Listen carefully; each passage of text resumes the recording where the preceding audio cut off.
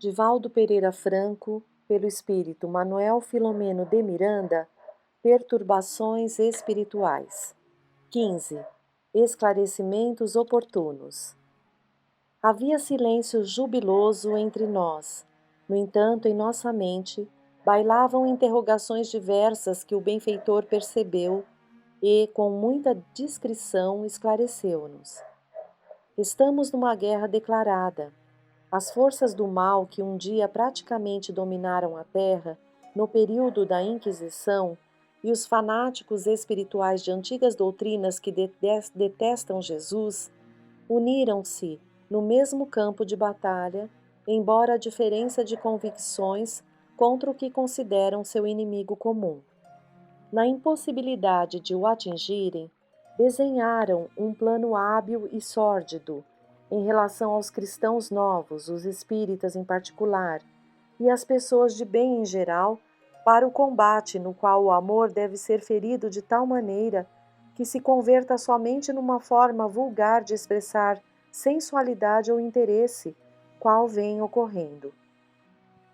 Como o amor é o sentimento mais elevado, que se sustenta na amizade, interferem no comportamento dos menos atentos, insuflam-lhe presunção e soberba que os intoxicam e abrem brechas para as desuniões, os crimes de várias espécie, saturando a sociedade com as suas arbitrariedades e execuções hediondas.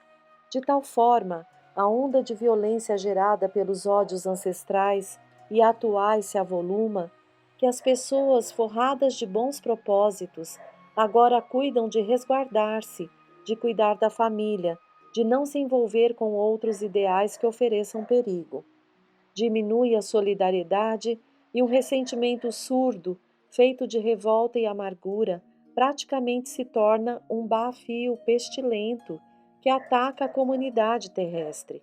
A mídia, que vive e se compraz em vender alucinações e pavor, sem o menor respeito pelos sentimentos humanos, a pretexto de informar, faz verdadeira lavagem cerebral em que o mal predomina, convida os cidadãos a um alerta armado, porque ele poderá ser a próxima vítima, enquanto estimula os esportes radicais sem nenhuma consideração pela existência física, decanta os festivais alucinados de drogas e de sexo, que arrebanham centenas de milhares de jovens e adultos frustrados uns, cansados outros dos próprios excessos, e reinam o medo, a insegurança, a incerteza, o vazio existencial.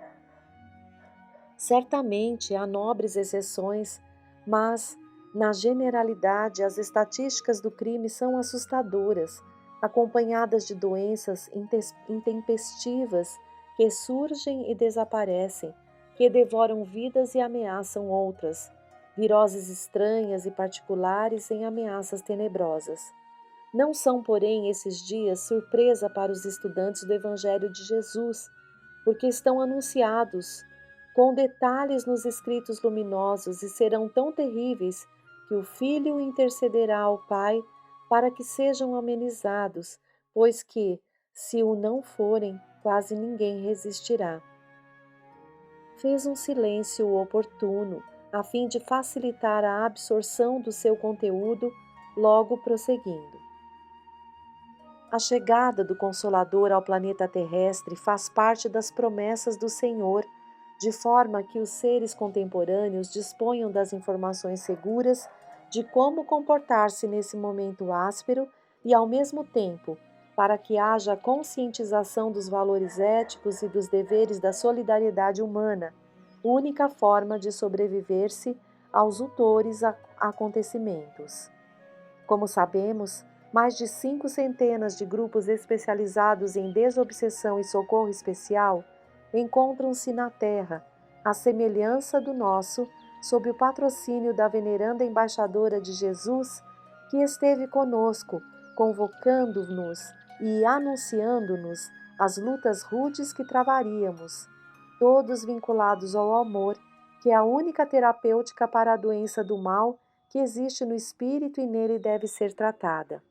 Aqui, Não atingimos o clímax das dores e conflitos, mas, por outro lado, são inúmeros os resultados eficazes dos esforços empreendidos pelos trabalhadores do além-túmulo em forma de socorro. Algumas instituições espíritas cristãs, sitiadas e outras organizações sociais e administrativas do mundo estão em processo de recuperação depois da eliminação de alguns focos de desonra e de ultraje. Após alterarem regulamentos mais compatíveis com as finalidades doutrinárias, econômicas e sociais, eliminaram alguns daqueles membros que eram telementalizados pelos adversários da verdade ou despertaram juízes nobres e sem dependência do poder totalitário e econômico para que denunciassem imoralidades administrativas, complôs de organizações criminosas de pessoas falsamente inatacáveis, levando-as ao cárcere, após confessarem os seus pantanosos comportamentos. Alguns, obrigados a devolver os valores desviados, originados nos subornos e ações ilícitas, praticadas com sorrisos e zombaria da honradez e da dignidade humanas. A onda de tentativa de moralização dos governantes, incapazes e protegidos por negociações partidárias, demonstrando-lhes os vícios e extravagâncias administrativas, com os furtos ultramilionários, é também obra dos honoráveis espíritos encarregados de trabalhar nesse mistério, inclusive com o renascimento na carne de muitos deles, especialmente capacitados para tanto. As autoridades, mais do que os outros indivíduos, têm o dever de comportar-se de maneira honrada, tornando-se modelos para aqueles que lhes estão submetidos. Para isso, são muito bem remunerados, não necessitando dos expedientes reprocháveis que se permitem. Quando há corrupção nos altos escalões do mundo, os demais segmentos da sociedade contaminam-se e seguem-lhe os exemplos nefastos. Por essa razão, os mentores da humanidade preocupam-se com o atual estado do planeta e estão vigilantes, em constantes tentativas de alterar essa viciosa conduta que se fez responsável pela decadência e desaparecimento de muitos impérios e civilizações do passado após o apogeu que atingiram. A mácula permanece, mas providências transcendentais estão sendo tomadas para que haja radical mudança dos hábitos criminosos para a vivência dos códigos de respeito aos deveres assumidos. Na atual conjuntura, equipes especializadas estão trabalhando com vigor para que sejam extirpados os velhos cânceres que têm devorado o patrimônio público das nações, tornando mais difícil o prosseguimento da leviandade ultrajante, e logo mais surgirão os primeiros frutos dessa ímpar sementeira. Novamente silenciou e, tentando penetrar em nossas interrogações, adiu. O atendimento especial que fizemos ao adversário do nosso irmão perturbado e perturbador irá influir significativamente na sua conduta. O paciente despertará com algumas reminiscências da comunicação e resolverá, ainda sob inspiração superior, afastar-se do grupo para não mais criar embaraços, enquanto seus pensamentos e atos definirão se prefere libertar-se da injunção obsessiva ou prosseguir submetido. A sociedade carrega muitos fardos onerosos sobre os ombros, em face da sua imaturidade espiritual e da predominância das paixões primárias. A grande maioria dos seus sicários e exploradores renasce forrada de propósitos elevados, mas, em contato com os comparsas e os antigos esquemas de crueldade, não tem tido as resistências necessárias para redimir-se, reincidindo nos desvios ultrajantes. Por sua vez, a divindade os reenvia em expiações muito inquietantes, encarcerando-os no corpo, em silenciosas aflições e limitações aberrantes, a fim de que aprendam a valorizar a oportunidade de agir no bem. Nunca houve tanto desenvolvimento das ciências vinculadas à saúde, nem tantas problemáticas genéticas irrecuperáveis agindo nas mentes, nas emoções e nos corpos dos calcetas e renitentes. O que denominamos como civilização está muito distante dos padrões do respeito à natureza e à vida em todas as suas expressões, particularmente em relação ao ser humano, nas suas multifárias tentativas de autoiluminação, de crescimento moral interior. Cabe-nos manter, no entanto, uma atitude otimista, porque Jesus comanda a grande nave terrestre, conduzindo-a ao porto de segurança e espera que façamos a nossa parte na condição de cooperadores por ele convidados ao exercício do amor e da compaixão. Aprendamos, pois, a servir sem murmurar, compreendendo que o inimigo é alguém que perdeu o próprio endereço e projeta suas angústias e aflições no outro, naquele de quem se torna adversário, seja por heranças reencarnacionistas ou por injunção do progresso moral. Nesse momento adentramos o recinto que nos albergava. A bela e expressiva edificação exteriorizava uma diáfana claridade que lhe saía do interior, expressando os reflexos do amor que ali era vivenciado, embora a crise de que se estava sendo objeto. Como havia movimentação socorrista, porque o bem não cessa de agir sempre, recolhemo-nos ao local de repouso para o necessário refazimento e reflexões. Repousando no leito confortável, podíamos ver o céu referto de astros brilhando e propondo conquistas em relação ao infinito que a todos nos aguarda. Indagava-me como será possível que, ao adotarmos uma crença religiosa que ensina o amor e a fraternidade, o nosso primitivismo nos leve ao absurdo da intolerância, ao ponto de destroçar-nos uns aos outros, devorados pelos ódios defluentes das paixões mais vis. Estava informado de que quase 15.000 guerras anotadas no transcurso da cultura humana, 80% delas possuíam raízes religiosas e, ainda mais preocupante, continuam com o mesmo furor do passado distante. Recordei-me do mulá, da sua extravagante comunicação e do seu rancor a Jesus, embora respeitado por Maomé, e da luta que vem travando há séculos para destruir-lhe a mensagem. Mas também da insensatez e loucura dos religiosos que, sob o comando do Papa e de sua corte, lutaram com selvageria contra os muçulmanos, a ponto de tentar esmagá-los sem qualquer comiseração durante as infelizes cruzadas. E que dizer dos cristãos denominados heréticos, desde as primeiras horas, prolongando-se contra os protestantes e novos crentes, mas também vice-versa? As lutas destruidoras entre os muçulmanos xiitas e sunitas, misturando as informações religiosas com os poderes políticos de governança terrestre, por um ou por outro grupo, não desmentem os conteúdos doutrinários cuja base é a conquista da vida espiritual plena? Muito distante da paz, ainda estamos as criaturas humanas envolvidas pelos pesados crepes dos sentimentos da desforra, das ânsias de poder no mundo relativo, com quase total olvido da imortalidade. Fossem consideradas as vitórias terrestres, experiências breves com ilusórias, e seria fácil constatar que a maior de todas é de natureza interna, a que dulcifica o ser e o torna irmão de todos os seres. Os instintos agressivos, porém, sobrepõem-se com vigor e impedem o discernimento da razão que produz o equilíbrio. Nada obstante, é nosso dever continuar anelando plenitude, elaborando sem descanso, com entusiasmo para que, mais rapidamente, se implante o reino dos céus nos corações. Somos peças importantes nesse imenso campo de ações, porque a transformação moral de cada pessoa influencia a mudança do grupo social para melhor.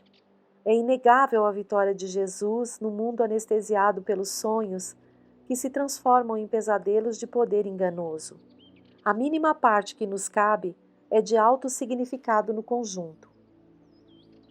Emocionado até as lágrimas, tive a impressão de que o zimbório também vertia pranto de compaixão em torno dos seres humanos, derramando a luz prateada das estrelas sobre as sombras teimosas que permaneciam ainda na madrugada. Adormeci, banhado de paz e de gratidão ao Senhor, que nos honrava com o convite para trabalhar na sua vinha. Ao despertar, sob as bênçãos do sol radioso, a natureza esplendia em cores e vida, em festa de inigualável magia. Ao reunirmos-nos, no momento estabelecido, fomos informados de que as nossas atividades naquele dia seriam num educandário para crianças socialmente abandonadas, sob os cuidados da prefeitura local. Fomos visitá-lo sob o comando do nosso venerando diretor, e ao chegarmos não podemos optar a surpresa desagradável pelo descaso dos administradores naquele reduto.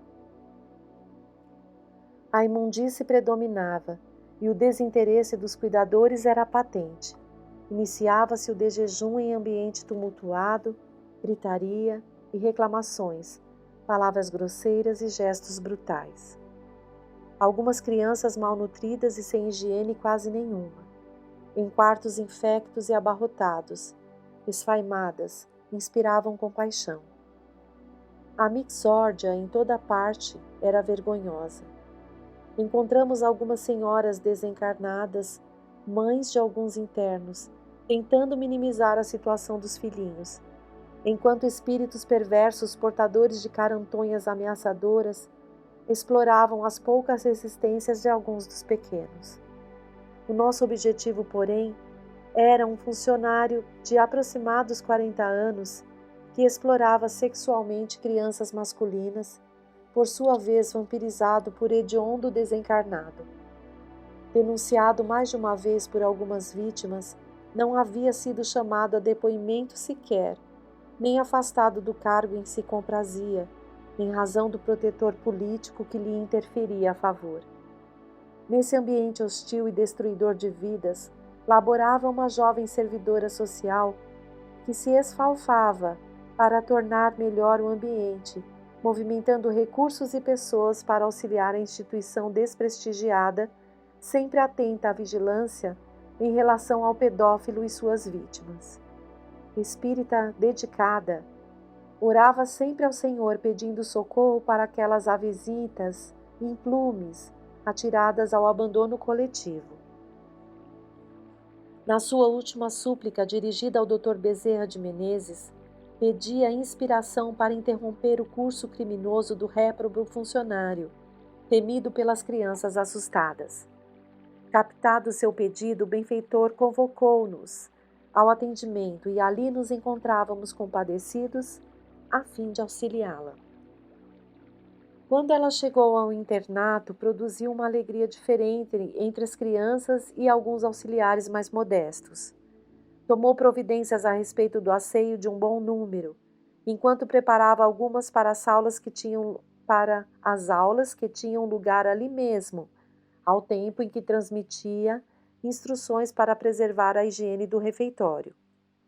Nessa azáfama, notou a falta de um garotinho de aproximadamente 5 anos que vinha nos últimos tempos manifestando muita tristeza e buscava fugir do seu e do contato com as demais pessoas. Preocupada que lhe houvesse acontecido algo, saiu a buscá-lo nos dormitórios no pátio, quando o benfeitor acercou-se-lhe e induziu-o a seguir na direção de uma sala pouco usada. Ao aproximar-se, experimentou peculiar emoção que a tomou de imediato, uma intuição do que estaria acontecendo no seu interior. Abriu a porta de inopino e surpreendeu o nefando explorador, usando a criança que chorava apavorada, enquanto seu sicário a ameaçava de punição, totalmente dominado pela volúpia de sua loucura. A cena foi terrível. Não se podendo conter pelo choque sofrido, pôs-se a gritar, atraindo a atenção dos outros servidores e crianças, que seriam as testemunhas do infame comportamento do adulto inescrupuloso. Ele tentou agredi-la, ameaçando-a e dominando-a de caluniadora ante o espanto de todos e o terror da criança que a abraçou, procurando socorro e proteção. Ante o fato escandaloso, O mentor transmitiu-lhe energias reequilibrantes e, embora trêmula, diante dos que haviam acorrido à sala do crime, falou com voz enérgica. Desta vez não, bandido. Você não se excusará, fugindo à responsabilidade, e será julgado e condenado pelos seus crimes hediondos. Aqui estão as testemunhas e as vítimas que iremos submeter a exames médicos, que dirão a verdade que vem conseguindo ocultar com cinismo.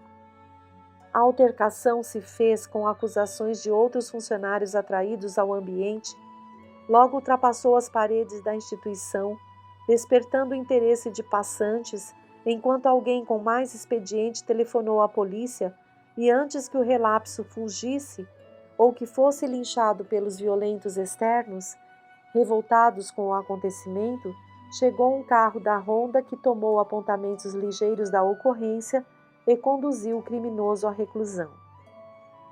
De imediato, jornais, rádio e televisão que nunca se preocuparam em visitar o local a fim de auxiliar na melhor condução, acercaram-se da entidade que vivia em quase total abandono, e o acontecimento infeliz tornou-se o assunto daqueles dias sucessivos. O serviçal social da prefeitura, alertado, tentou maquilar a casa, tomando providências rápidas para diminuir a situação de desprezo que existia, fazendo promessas de modificar as estruturas do edifício e os métodos de educação das crianças ali residentes. O benfeitor, embora lamentando a forma em que ocorreu o fato, agradeceu a Deus a sua interferência, eliminando um foco de degradação e criminalidade que pervertia as crianças sofredoras e malsinava-lhes o futuro. No tumulto estabelecido, nas providências apressadas para diminuir a responsabilidade dos envolvidos, algumas crianças foram transferidas para outras instituições, a fim de diminuir o excesso, produzindo muita aflição que buscamos acalmar com os recursos do nosso alcance. A cidade foi sacudida pelos comentários da frivolidade, sem que reais providências fossem tomadas pelas autoridades e pelo próprio povo para evitar ocorrências de tal porte, sendo um fenômeno a mais no dia a dia que logo passaria a plano secundário, assim que sucedesse algo semelhante de pior efeito moral a que se estava acostumado. Apesar da indiferença humana, a verdade é que nenhuma rogativa ao Senhor da vida, quando feita com a alma em unção e fé, permanece sem atendimento, pois que não faltam emissários do bem que se encarregam de acorrer pressurosos e afáveis. O escândalo, disse Jesus, é preciso, mas ai do escandaloso. Tendo em vista a gravidade do mal como um câncer, outra alternativa não havia, senão aquela que desmascarava o farsante e aproveitador, que responderia a partir daquele instante, pela hediondez que se permitiu por alguns anos, sob as vistas complacentes da corrupção vigente em toda parte. Amparada espiritualmente, a jovem servidora social foi chamada a prestar depoimento na delegacia de amparo à infância e à juventude, iniciando-se o processo contra o infrator, que, embora casado e pai de família, era um delinquente impiedoso. Infelizmente, a pedofilia é crime terrível, embora nem sempre reconhecida pelas leis, mas segundo a Organização Mundial de Saúde, é a enfermidade da alma que graça na sociedade, ora cobertada por legislações indignas, ora como recurso de atendimento a doentes tresvairados, que não tergiversam em entregar-se ao nefando comércio.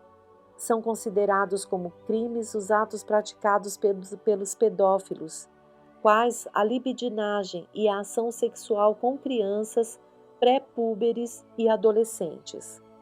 Nos países pobres e em regiões miseráveis daqueles que desfrutam de poder econômico, pais insensíveis e sofredores vendem os filhos ainda crianças para o vil comércio da prostituição, ficando alguns desses célebres e próprios para o denominado turismo sexual infantil, sob o olhar complacente de transgressores inescrupulosos e sem alma.